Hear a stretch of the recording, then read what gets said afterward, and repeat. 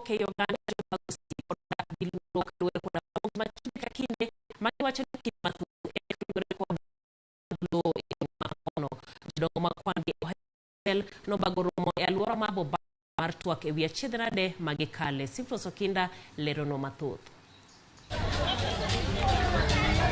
Giwuoth margi kamoko kuomgi sirore go kwajo, to moko kuomgi bende thembo. Inyalo paro ni gidak maber kendo chunygi okwe king'iyogi kod hikgi moniang'. Jodongo mawuok e gwenge mopogore opogore ahinya Igusi kod kadho wadh Nam Chumbi pod odak gi luoro. Luoro ni chako ga neno e kinde ma jodongo chako yudo lwar e wigi, ka chako nengi kaka jojuok kendo inegogi. Jodongo giwacho ni nok pen achiel kuom gigo mamiyo inegogi. Mano no matut ewi wachni wadhi nyaka e alwora ma Marani e gweng' ma Nyagonyi. Christopher Mayake en achiel kuom anyuola moyudo lit ahinya kalore kod nek mar jodongo e gweng'ni. Min mare nonegi kiseni ne odonje weche mag chode. Tukiwa tunazungumza na yeye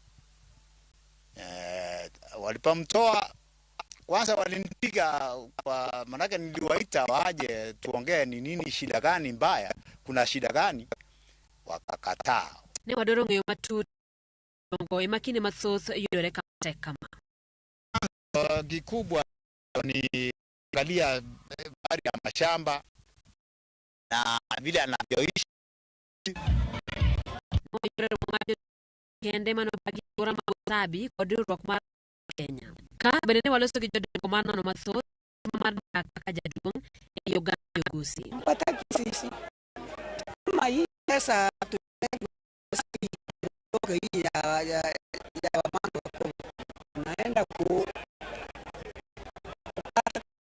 mama ndio wachukue pesa. It's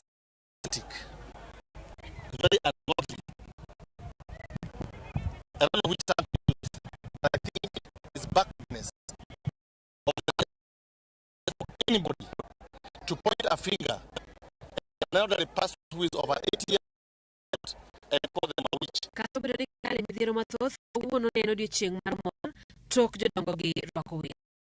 Goyo mbaka kod miel nomiyo gimor kata bedo ni mana kuom seche manok. Nyasi ni en telo ne jodongo gi mar dok pacho. Makna ni magi biro bedo maber. Okinda Ramogi TV. Piny owacho